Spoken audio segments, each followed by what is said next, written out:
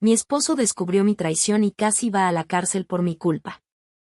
Nunca imaginé que llegaría a este punto, que me convertiría en la clase de persona que destruye su propia vida con sus propias manos. Pero aquí estoy, viviendo las consecuencias de mis decisiones, atrapada en un torbellino de culpa, arrepentimiento y miedo. Me miro en el espejo cada mañana y no reconozco a la mujer que veo. No sé en qué momento dejé de ser la Cindy que Daniel amaba, la Cindy que era feliz con su vida, con su matrimonio, con la estabilidad que construimos juntos. No sé en qué momento empecé a sabotear todo lo que teníamos hasta llevarnos al desastre absoluto. Mi esposo descubrió mi traición. Pero eso no fue lo peor. Lo peor fue que, por mi culpa, casi va a la cárcel. Lo peor fue ver cómo su mundo se derrumbaba por mi culpa, ver el dolor en sus ojos, el enojo, la decepción. No fue solo la traición, no fue solo el engaño. Fue todo lo que vino después, todo lo que mi egoísmo provocó, todo lo que intenté ocultar y que terminó explotando de la peor manera. Nunca fui una mala persona. O al menos eso quiero creer. Quiero pensar que, en algún momento, fui alguien decente, alguien que merecía ser amada por un hombre como Daniel. Pero los hechos dicen lo contrario. Y los hechos son lo único que importa ahora. Si pudiera volver atrás en el tiempo, lo haría sin dudarlo. Desearía detenerme antes de cruzar esa línea, antes de tomar la primera mala decisión que me llevó a donde estoy hoy. Desearía haber hablado con Daniel, haberle dicho lo que sentía, haber sido honesta en lugar de mentir, en lugar de buscar fuera lo que sentía que me faltaba dentro. Pero el pasado es inamovible, y lo único que me queda es el peso de mis errores. Me odio a mí misma por lo que hice.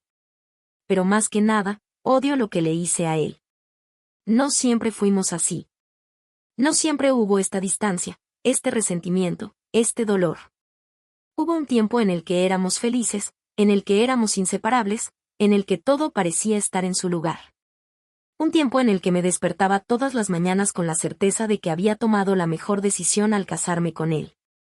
Conocí a Daniel cuando tenía 23 años. Estaba terminando mis estudios y no tenía idea de lo que quería hacer con mi vida. Era una época de incertidumbre, de dudas, de miedos. Pero cuando lo conocí, todo pareció encontrar su rumbo. Daniel era todo lo que yo no era, seguro, estable, con metas claras. Era el tipo de hombre que siempre sabía qué hacer, el tipo de persona que tenía respuestas para todo. Y yo, que me sentía perdida la mayor parte del tiempo, encontré en él una especie de refugio, una seguridad que nunca había sentido antes. No fue un romance impulsivo, no fue un amor de esos que consumen rápido y se desvanecen en un instante. Fue algo que creció con el tiempo, que se construyó poco a poco. Nos hicimos amigos primero, nos conocimos en todos los sentidos antes de dar el siguiente paso. Y cuando finalmente estuvimos juntos, todo encajó de manera natural. Era fácil amarlo. Todo en él me hacía sentir tranquila, protegida, comprendida. Nos casamos 4 años después de conocernos. Para entonces, ya vivíamos juntos, ya compartíamos todo. La boda no fue más que un formalismo, un símbolo de lo que ya éramos. No hubo dudas, no hubo miedo. Solo la certeza de que queríamos compartir nuestra vida juntos. Y por mucho tiempo, así fue. El matrimonio nunca se destruye de un día para otro. No es como si de repente despertaras y todo estuviera arruinado. No, la destrucción es un proceso lento, silencioso, casi imperceptible, hasta que un día miras a la persona que duerme a tu lado y te das cuenta de que algo se rompió hace tiempo. Y lo peor de todo es que ni siquiera sabes en qué momento pasó. Al principio, Daniel y yo éramos el tipo de pareja que se reía hasta de las tonterías más absurdas, el tipo de pareja que compartía todo, que encontraba en la presencia del otro un refugio. No importaba si el día había sido difícil, si el trabajo nos había agotado, si la rutina nos absorbía, siempre había un momento en la noche en el que nos mirábamos y sabíamos que todo valía la pena. Pero con el tiempo, esos momentos se volvieron más escasos, hasta que un día dejaron de existir por completo. No sé si fue el estrés del trabajo, si fueron las responsabilidades acumulándose, si simplemente dejamos de esforzarnos el uno por el otro, pero el silencio se convirtió en un invitado habitual en nuestra casa. Daniel llegaba tarde, cansado, con la cabeza llena de preocupaciones. Yo también tenía las mías, aunque eran distintas, aunque en el fondo de mi mente sabía que lo único que realmente me preocupaba era que él ya no me miraba de la misma forma. Lo intenté. Durante meses intenté recuperar lo que habíamos perdido. Le preparaba cenas especiales, le proponía salir, intentaba iniciar conversaciones que murieran antes de despegar. Él no me ignoraba, pero tampoco mostraba el mismo entusiasmo de antes. A veces me preguntaba si me estaba volviendo paranoica, si en realidad no había ningún problema y era solo mi mente exagerando todo. Pero cada vez que nos sentábamos a la mesa y el sonido de los cubiertos chocando con los platos era lo único que llenaba el espacio entre nosotros, me resultaba imposible ignorarlo. Algunas noches me quedaba despierta mirando el techo, preguntándome si acaso esto era normal. ¿Es así como funciona el matrimonio? ¿Es normal que el amor se transforme en una convivencia sin emociones? ¿O es que en realidad nunca habíamos sido tan felices como yo creía? Intenté hablar con él una vez. Fue una conversación corta, incómoda. Le dije que sentía que estábamos distantes, que extrañaba como éramos antes. Él suspiró, se pasó la mano por el cabello y me dijo que estaba agotado, que el trabajo lo tenía abrumado, que las cosas mejorarían con el tiempo. Me lo dijo con sinceridad, con la misma voz calmada de siempre, pero algo en su mirada me hizo dudar. No volví a mencionarlo después de eso. Nunca pensé que fuera a llegar al punto en el que miraría a otro hombre con interés. Siempre creí que la fidelidad era algo fácil, algo natural cuando amas a la persona con la que estás. Creía que jamás tendría que enfrentarme a una tentación real, porque Daniel era el único hombre que me importaba. Pero cuando la rutina te asfixia, cuando te sientes invisible, cuando cada día es una repetición del anterior sin nada que te haga sentir viva, empiezas a buscar salidas en lugares donde nunca pensaste que lo harías. Todo empezó con pequeñas conversaciones en la oficina. No había nada de malo en ello, no al principio. Él era amable, divertido, un cambio de ritmo en medio de mis días monótonos. Me escuchaba, me hacía reír, y lo más peligroso de todo, me hacía sentir especial. Al principio me convencí de que no pasaba nada. No tenía intenciones de hacer nada malo, no lo veía como una amenaza. Pero luego empecé a notar los detalles. Cómo me arreglaba un poco más antes de ir a trabajar. Cómo revisaba el teléfono con más frecuencia para ver si había un mensaje suyo. Cómo me alegraba cuando me buscaba en la oficina. La primera vez que me invitó a salir después del trabajo, dudé. Una parte de mí sabía que era una mala idea, que estaba jugando con fuego. Pero la otra parte, la que estaba hambrienta de atención, la que anhelaba sentirse deseada otra vez, ganó la batalla. No pasó nada esa primera noche. Solo fuimos a un bar, hablamos, bebimos un poco. Me contó cosas de su vida, yo le conté cosas de la mía. Me miraba con interés, con una intensidad que hacía mucho tiempo que no veía en los ojos de Daniel. Y cuando me preguntó si las cosas con mi esposo iban bien, mentí. Le dije que sí, que todo estaba bien. Porque admitir la verdad significaba admitir que estaba buscando algo fuera de mi matrimonio. Y yo aún no estaba lista para enfrentar eso. La primera mentira llegó poco después de esa noche. Daniel me preguntó por qué había llegado tarde. Le dije que había salido con una amiga, que habíamos estado poniéndonos al día después de mucho tiempo sin vernos. No sospechó nada. No tenía razones para hacerlo. Después de eso, mentir se volvió más fácil. Empecé a salir con él con más frecuencia, siempre con una excusa lista en caso de que Daniel preguntara. A veces decía que tenía reuniones, otras veces que tenía mucho trabajo. Me aseguraba de no dejar rastros, de no hacer nada que pudiera levantar sospechas. Pero lo que no podía ocultar era el cambio en mi actitud. Me sentía diferente.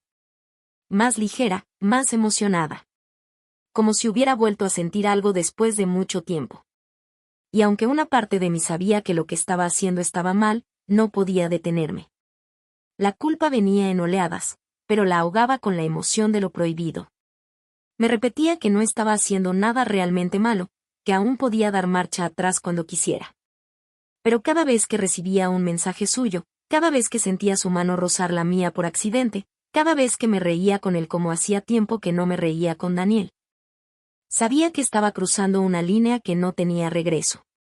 Lo peor de todo es que no podía culpar a nadie más que a mí misma. No podía decir que Daniel me había empujado a esto, porque él nunca dejó de ser el hombre bueno que siempre fue. Nunca me trató mal, nunca me lastimó. El problema era yo. Y lo peor de todo es que ni siquiera sabía por qué. La primera mentira fue solo el inicio.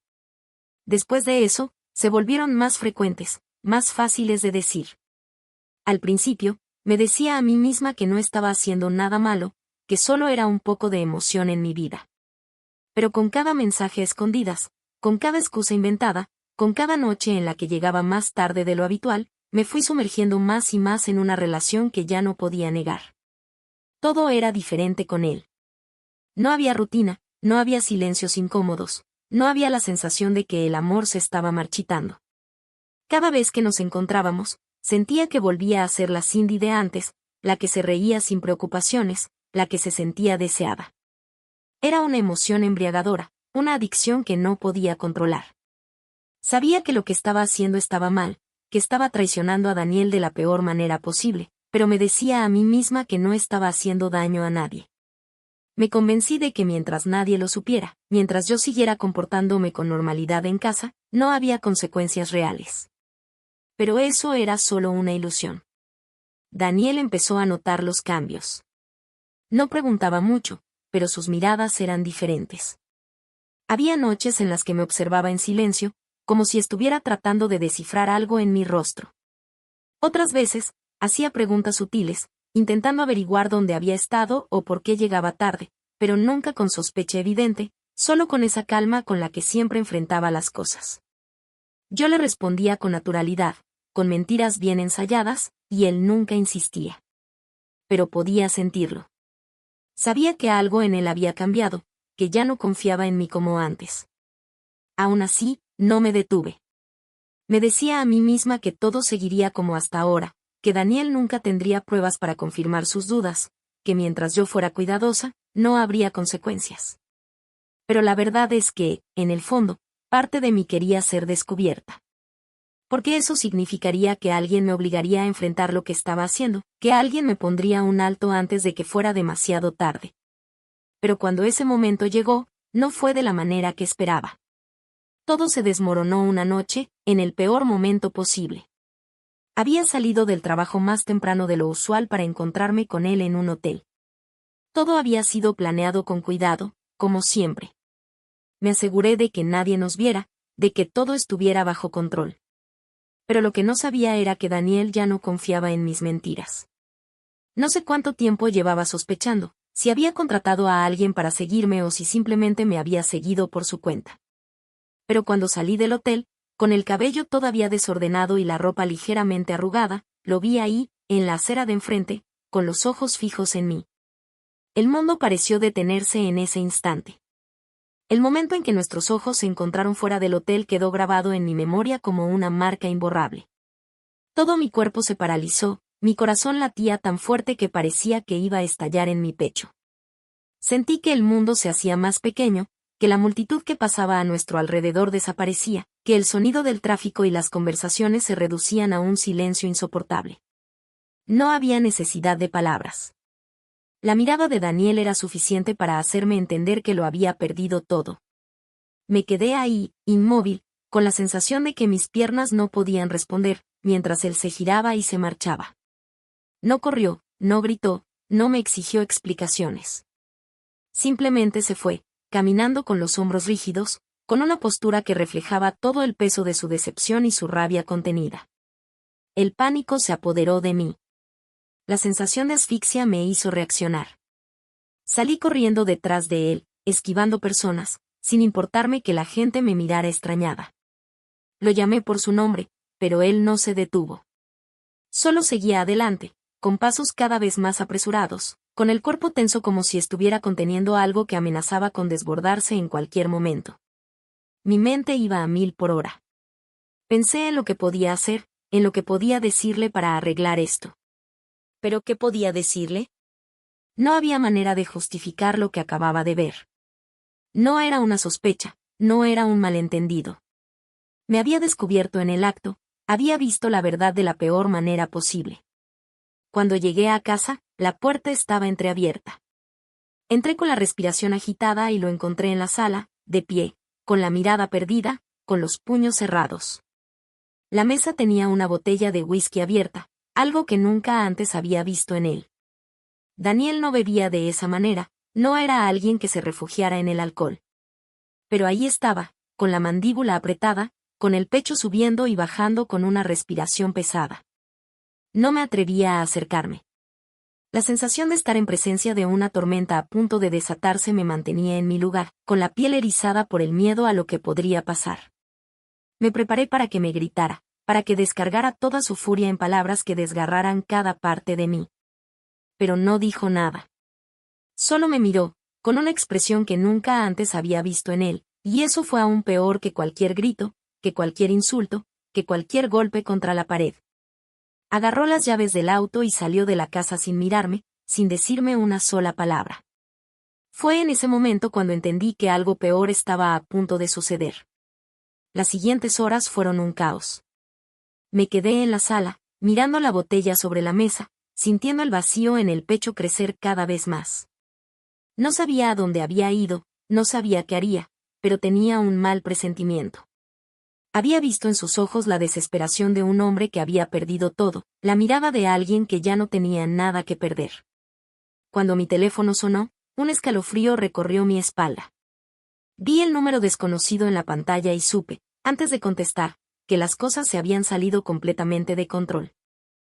¿La esposa de Daniel?, preguntó una voz firme al otro lado de la línea.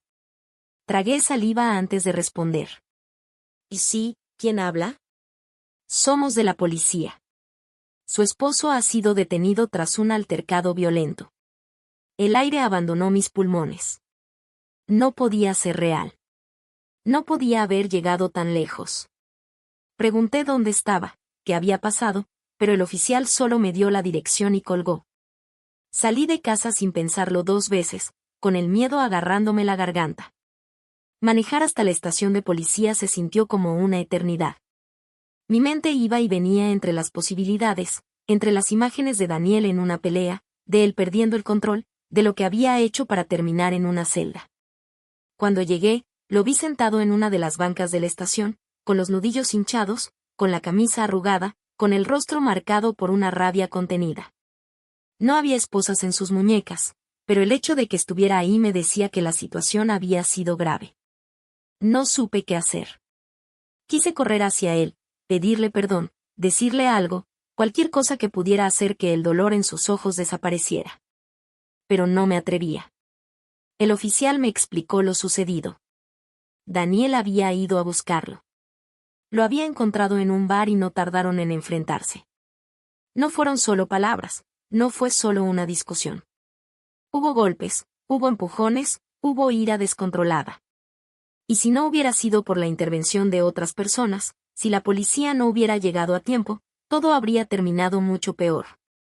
Pero por suerte, no pasó a mayores.